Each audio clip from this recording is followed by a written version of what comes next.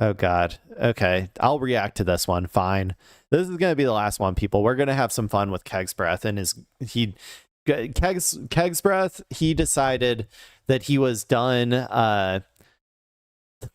That he was done being a war criminal. He wanted to get out of the war crimes business, so he decided to become a green screen YouTuber.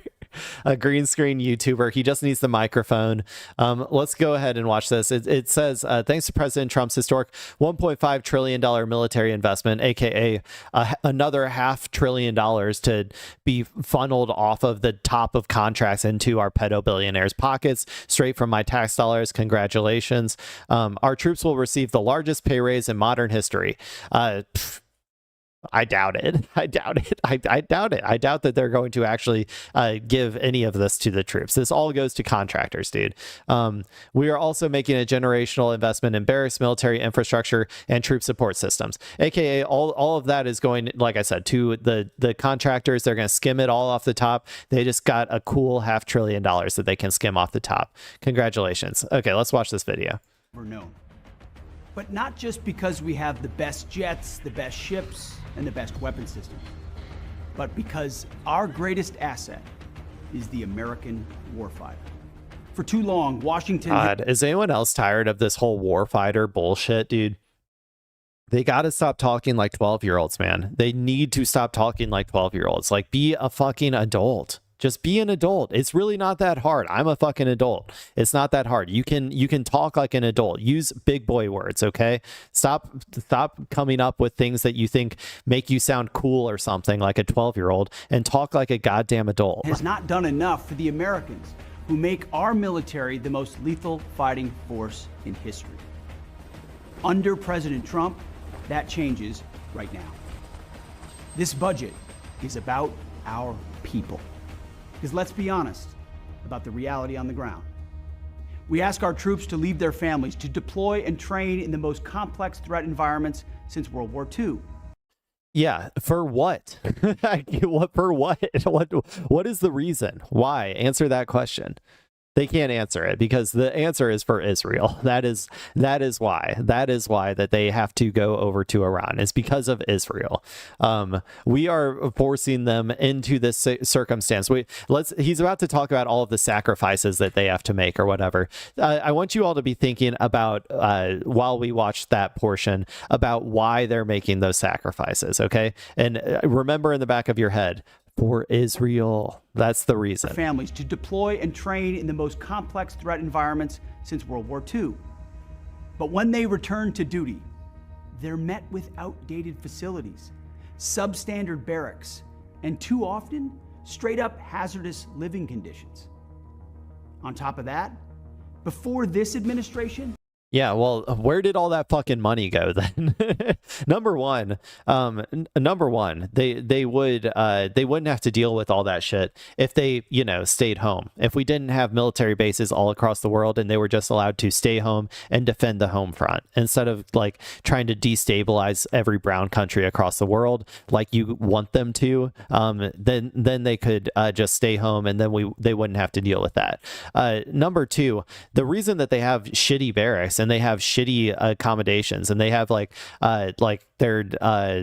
they don't get like the best stuff or whatever is straight up because, like I said, there is a long list of contractors who are there to skim as much of that money off of the top as possible. Another 0.5 trillion is not going to make a difference in this. They're going to still have shitty barracks. They're still going to skimp on like their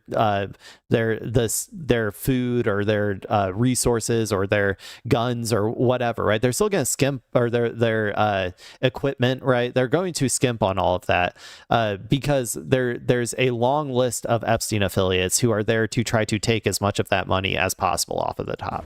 We had young enlisted families relying on food pantries just to get by. Still going to be the same. This is, of course, completely unacceptable for the greatest fighting force in the world. Our troops should never be and will never be on food stamps. With this president in charge, no more. Things are changing fast. Yeah, just another $500 billion. The first, the last 200 billion that they added on last year or whatever, nah, just another $500 billion, another 500 billion, and that's going to solve all of our problems, people. It's not a fundamental issue with the military. It is, we just need to add another 500 billion and everything will be fine. As part of our generational $1.5 trillion budget, we're making an aggressive, historic investment in military infrastructure by spending $90 billion on revitalized barracks and facilities. And that money will get rid of all substandard and failing barracks. Nope. No, it won't.